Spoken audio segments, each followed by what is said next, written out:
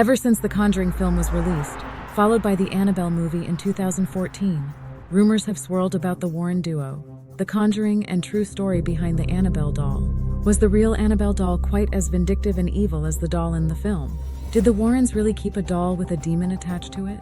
Although the real-life Annabelle doll was a Raggedy Ann doll, nowhere near as frightening in appearance as the porcelain doll in the film, many of the details were frighteningly similar. Let's dive into the details and learn more about the Annabelle true story. The student nurse. The real Annabelle was given to Donna, who was a student nurse, as a birthday gift by her mother. One thing to remember, Annabelle was bought second-hand from a hobby store. She was living with her friend Angie at the time, and Donna was delighted with the gift at first, but the Conjuring doll quickly became a source of great fear for the girls. Annabelle made only very small movements to begin with that could be put down to Donna and Angie accidentally moving her. For example, ending up on the floor instead of on the chair. Maybe she just fell off. Soon, though, the movements started to increase and the doll started to move more. For example, she may have ended up on the couch instead of on Donna's bed, or outside Angie's door immediately after she was returned to Donna's room. Their close friend Lou was very nervous of the seemingly innocent Raggedy doll. He believed that she was evil or possessed, and that something needed to be done about it. But Donna and Annie were very progressive in their views and didn't think anything of the sort, and still believed that perhaps they were to blame for the movements of the doll. The notes. The Annabelle doll story quickly became more sinister.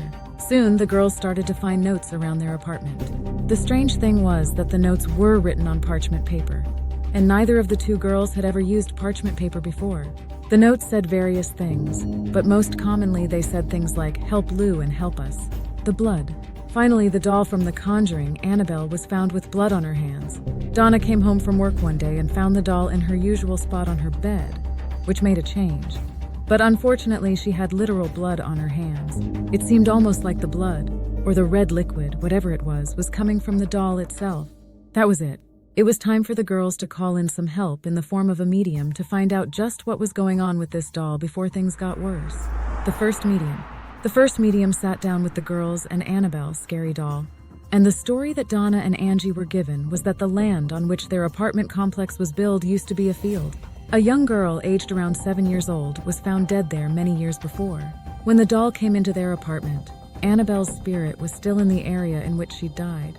And because she was fond of the doll, her spirit became one with it. Annabelle became Annabelle the doll. Unfortunately for the girls, Annabelle became Annabelle the haunted doll. Donna and Angie were very loving and giving, however, and because they felt sorry for the poor girl that had been found dead alone in that field. They wanted the doll to stay because they didn't want her to be left alone. Lou was the one who was attacked by Annabelle before the Warrens were called in. Maybe she didn't like him, or maybe he reminded her of a man who had treated her badly in life. But he was the one that she showed her true self to. A few things occurred, including some bad dreams and some visions of Annabelle. But the attack that made Donna and Angie call the Warrens was a physical one. Angie and Lou were spending some time together when they heard movement in Donna's room, but she wasn't at home. They were frozen in fear. At first they were concerned about an intruder, but they quickly realized that the movement was in fact Annabelle. Lou took a look inside Donna's room and there was no one inside, although the doll was sitting on a chair instead of sitting on the bed where she should have been. He moved forwards toward Annabelle and a feeling crept over him. That creeping feeling you get where something is terribly, terribly wrong.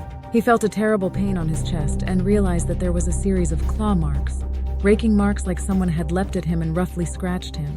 No one was in the room, and so he knew that the marks must have come from Annabelle. What was stranger still about these scratches is that they healed straight away, and within just 2 days there was no trace of them at all. The Warrens were then called in. The Warrens.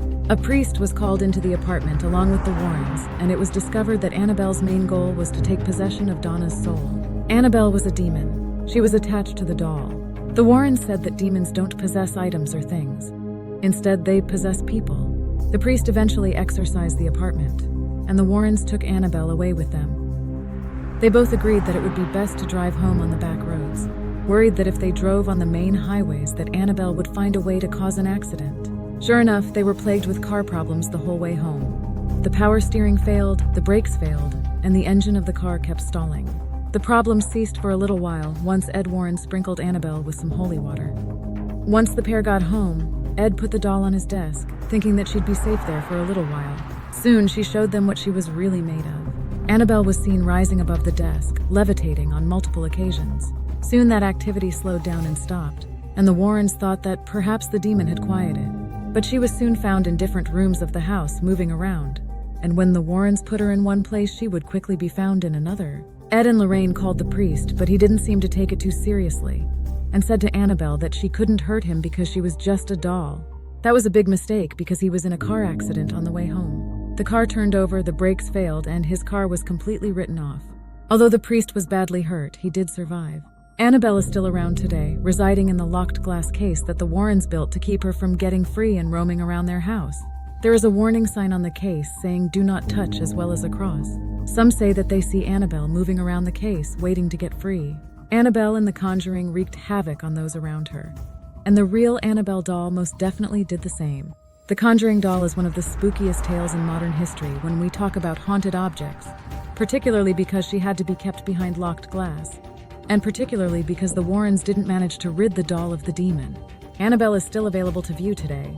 Would you dare to visit her and learn more about The Conjuring true story?